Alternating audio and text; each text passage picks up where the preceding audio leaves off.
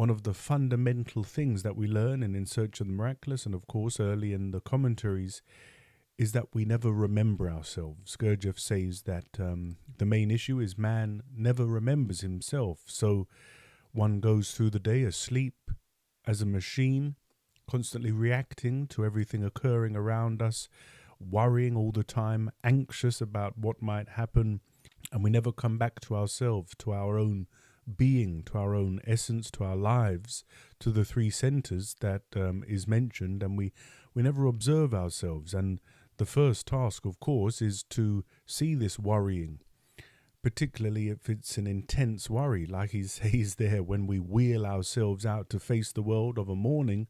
Maybe we're already worrying. Maybe many millions of people on this earth, I would argue, the first thought they have is a worry about what's to come later on in the day, whether that's going to work, meeting up with someone that causes them anxiety, having to do something that they don't particularly want to do.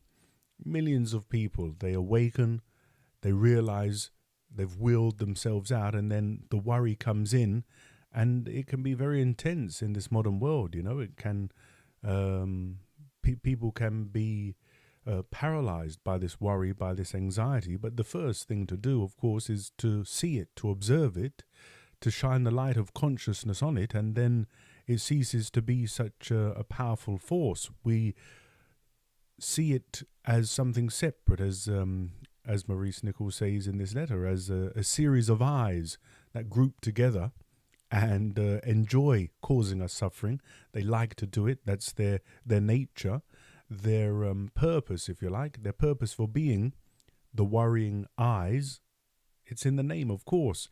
They love to worry. They love to just go round and recur. And of course, it's a large part of his imagination. People with more vivid imaginations, they're better worriers because they can visualize all sorts of crazy things.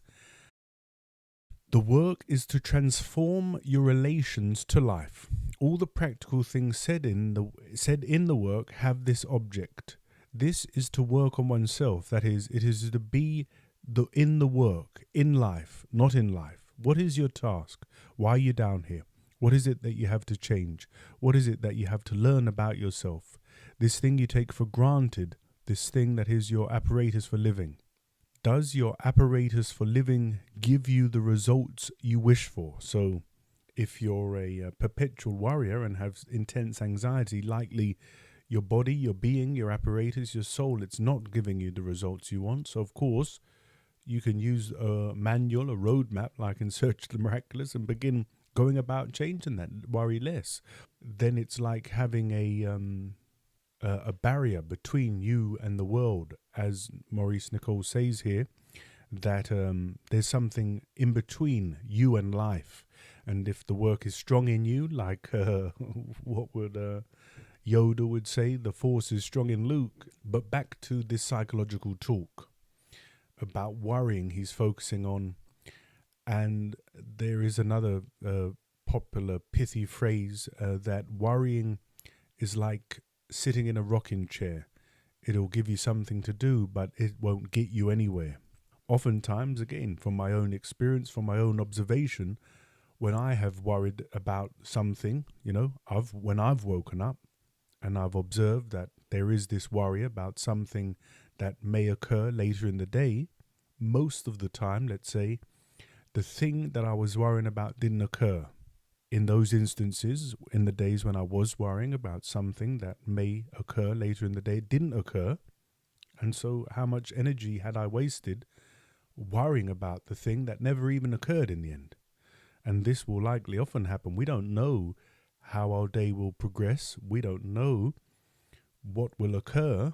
Worrying is, in a sense, like Maurice Nicoll says, using our imagination for a negative purpose and letting these eyes and our unconsciousness run away with us. But as Maurice Nicoll was saying there, is if we value the work highly, if we observe and remember ourselves often and take what Gurdjieff and Ouspensky and now Maurice Nicoll have left us, then we can have this barrier in a later letter, I think it might be volume 3, but I could be mistaken, but I know Maurice Nicoll writes about it.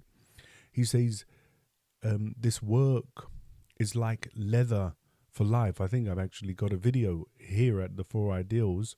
He says, the world is sharp. The Buddha says life is suffering, but Maurice Nicoll says life is sharp, prickly. You can stub your toe and cut your foot. Many people, when they complain and worry and want to change other people, change situations and conditions, those people want to lay leather all over the world. They want to carpet the world in leather. And Maurice Nicoll says, no, you're wasting far too much energy plastering the world with leather.